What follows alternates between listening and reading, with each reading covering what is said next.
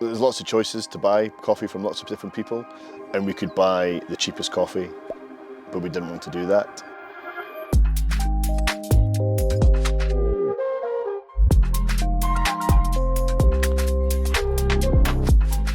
When we started to learn about Paddy and Scots and what they did with the money and the proceeds and how we could help them to do better things in the community, it kind of made sense. And coming here the last few days to see the work of the Machimba family with the school here in Ryoga.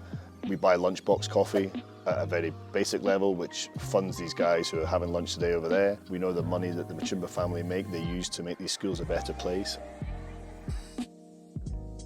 Also with our partnership with Too Good To Go to directly fund this hall that's been built with funds from our hotels. We've got a next phase which is going to be replace the current kitchen over there to build a brand new facility around the back.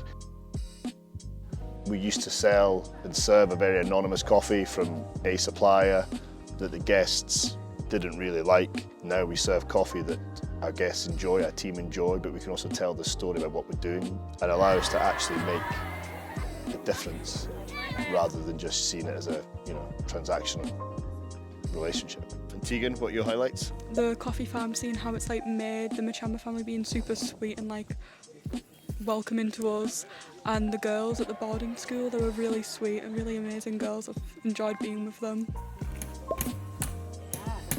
Playing rugby with the boys yesterday was a bit of an experience. It wasn't any touch rugby, it was like a full-on contact sport. Have a wee injury to kind of bring home with me, so yeah, it's been a highlight. So that one definitely has been.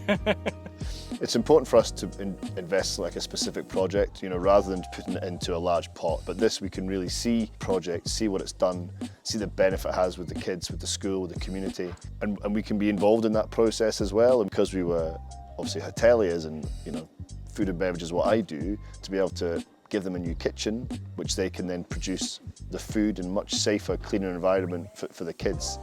And then I can take that back to the teams back home and say, look, this is what you guys have achieved, rather than just, we've raised X amount and it's gone to a charity and we don't know specifically what that's done.